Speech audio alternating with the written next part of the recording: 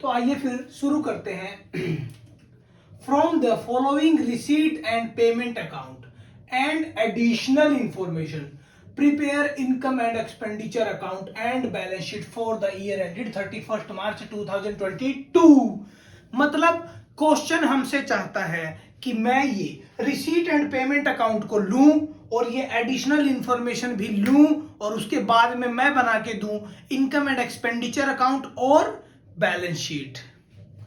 Okay, तो इसमें क्या क्या आइटम्स दिए हुए हैं जो कि मुझे इनकम एंड एक्सपेंडिचर अकाउंट और बैलेंस शीट बनाने में मदद करेंगे। सबसे पहले रेंट की एडजस्टमेंट दी गई है। रेंट यहां पर दिया गया है पेमेंट 36,000, लेकिन यहां पर कहा गया है रेंट का जो रेंट इज 3500 पर मंथ। एक साल में 12 महीने होते हैं। उसके बाद अगर पर मंथ का रेंट है 3500 तो एक साल का रेंट हो जाएगा 42,000 पर मंथ। 12 3 36, 12 5 60, 42,000 per annum. लेकिन टोटल पेमेंट हुई है 36,000 की। और इनकम एंड एक्सपेंडिचर अकाउंट में क्या हम सिर्फ जितनी पेमेंट हुई है वो अमाउंट रिकॉर्ड करते हैं या फिर जितनी अमाउंट पूरे साल भर से रिलेट करती है वो अमाउंट? तो मैं कहूंगा जितनी अमाउंट पूरे साल भर से रिलेट करती है वो अमाउंट हम इनकम एंड एक्सपेंडिचर अकाउंट में रिकॉर्ड करेंगे। तो यहां पर 36,000 पेमेंट, 42,000 का टोटल खर्चा था, यानी डिफरेंस कितना आ गया 6,000। ये हमें पे करना बाकी है और यानी हमारी जेब से इतना पैसा जाना अभी बाकी है। हमारी जेब मतलब एनपीओ की जेब से इतना पैसा जाना अभी बाकी है। ये जाएगा ही जाएगा, तो इसका मतलब ये है लायबिलिटी। दूसरा पॉइंट यहीं से देख लेते हैं, salaries. Salary for the current year are 20,000 only, जबकि टोटल पेमेंट हुई है 24,000। 24,000 अगर हुई है तो यहां पर कुछ भी डिटेल्स नहीं दी गई है कि जो ये 24,000 में जो 4,000 ऊपर की अमाउंट है ये पेमेंट हमने पिछले साल से रिलेट की गई है या आने वाले साल से रिलेट। अगर क्वेश्चन में कोई भी डिटेल नहीं दी गई है, जैसा कि यहां पर नहीं दिया गया है, यहां पर कहा गया है टोटल पेमेंट तो हुई है 24,000 लेकिन करंट ईयर से रिलेटेड अमाउंट है 20,000 ओनली।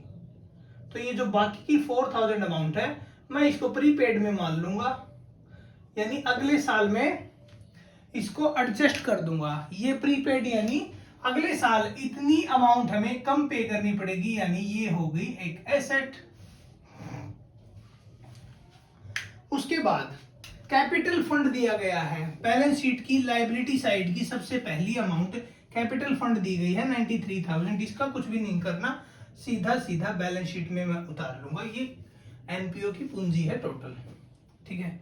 इसमें बाद में जो भी इनकम एंड एक्सपेंडिचर अकाउंट में मेरा डेफिसिट होगा या सरप्लस होगा वो मैं इसमें एडजस्ट कर दूंगा। उसके बाद में इन्वेस्टमेंट, ये मैंने इन्वेस्टमेंट लिखने की कोशिश की है। Investment book value of ₹10,000 yielding 10% rate of interest per annum. 10% rate of interest है। एक 10,000 की इन्वेस्टमेंट है हमारे पास। 10,000 की इन्वेस्टमेंट पर 10,000 की इन्वेस्टमेंट पर अगर रेट ऑफ इंटरेस्ट है 10% तो पूरे साल भर की इंटरेस्ट की कमाई कितनी होगी आप मुझे बताएं। 1,000 रुपया होगी।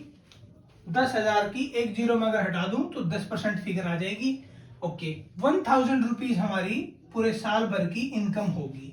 लेकिन मुझे यहां पर रिसीट साइड में इंटरेस्ट इनकम मिली है सिर्फ 800। तो जो 800 मिली है उसमें से जो ये 200 रुपए है तो क्या ये बैंक हमें देगा? नहीं, ऑब्वियसली देगा, लेकिन कुछ आने वाले टाइम में। 31 मार्च की डेट पर ये हमें अभी भी रिसीवेबल थी, यानी मिली नहीं थी, लेकिन ये हमें ड्यू हो गई थी, हमें मिलनी ही मिलनी है। तो ये अमाउंट मैं एसेट की साइड लिख दूंगा, ठीक है। उसके बाद में ये हो गया। अब रह गया subscription outstanding for the current year is 5000। Subscription account देख लो, सब्सक्रिप्शन अकाउंट में ये पिछले साल का है 2020-21 का, ये इस साल का मिला है हमको 30,000 में से 17,000 इस साल का मिला है, और ये कह रहा है subscription outstanding for current year is 5000। तो 17,000 प्लस में 5,000 यही सिर्फ इस साल से रिलेटेड है।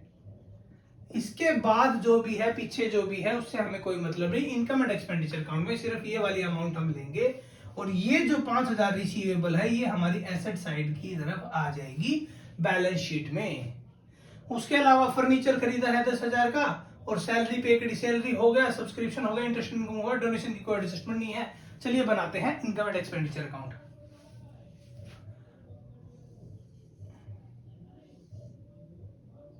इनकम एंड एक्सपेंडिचर अकाउंट, ठीक है। सबसे पहले मैं इनकम, सारी की सारी इनकम लिख देता हूं इधर, ठीक है। तो सबसे पहले सब्सक्रिप्शन इनकम बाय सब्सक्रिप्शन में करंट ईयर का कितना है 17,000, प्लस में जो आउटस्टैंडिंग है करंट ईयर का 5,000, तो 22,000 मेरी सब्सक्रिप्शन की इनकम। उसके बाद में मेरी इनकम है interest income by interest income.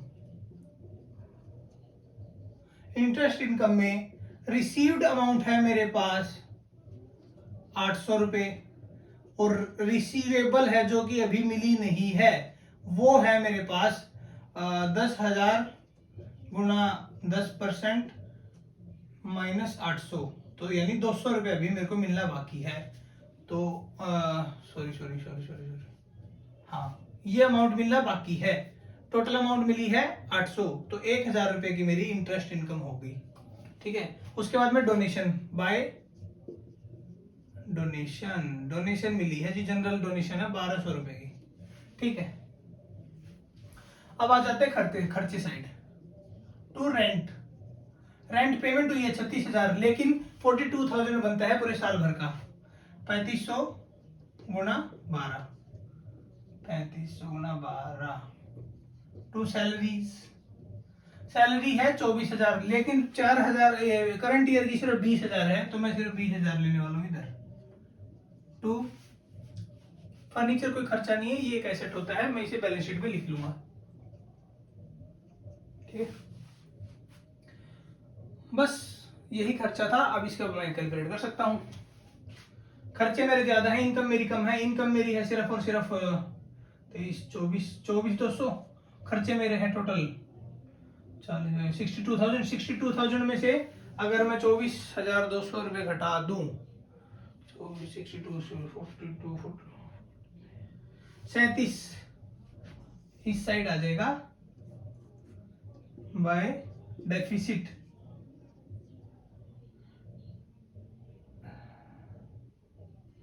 62,000 minus 24,200,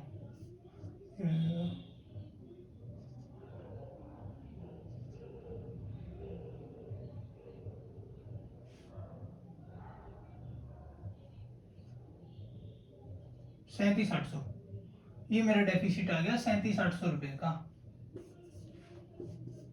अब ड्राफ्ट कर लेते हैं बैलेंस शीट। सबसे पहले फिक्स एसेट फर्नीचर, ये एसेट साइड हो गया यार, ये लायबिलिटी साइड हो गया। फर्नीचर 10,000, इसमें कोई एडजस्टमेंट नहीं है।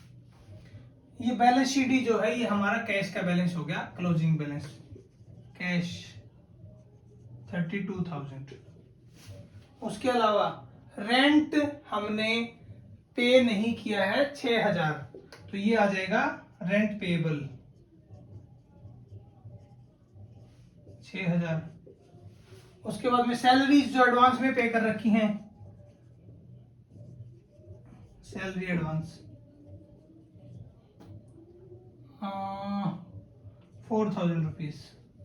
उसके अलावा कैपिटल फंड मेरे को दिया हुआ है, कैपिटल फंड मेरे को मिला है 93,000 का, जिसमें से मैं लेस कर दूंगा डेफिसिट मेरे को हुआ है 37,800 का, ठीक है। उसके अलावा फिर सब्सक्रिप्शन आउटस्टैंडिंग करंट ईयर का है, सब्सक्रिप्शन आउटस्टैंडिंग 5,000 रुपए का। उसके अलावा इन्वेस्टमेंट भी है मेरे पास 10,000 की। सैलरीज एडवांस में पे कर दी, वो मैंने लिख चुका हूँ। सब्सक्रिप्शन लिख चुका हूँ, इन्वेस्टमेंट लिख चुका हूँ, कैपिटल फंड, सब्सक्रिप्शन, रेंट लिख चुका हूँ, और बस इंटरेस्ट रिसीवेबल है 200 का, इंटरेस्ट 200 का, बस यही है। टोटल करते हैं 32, 42, 52, 52, 56, 61, 200, 61,200।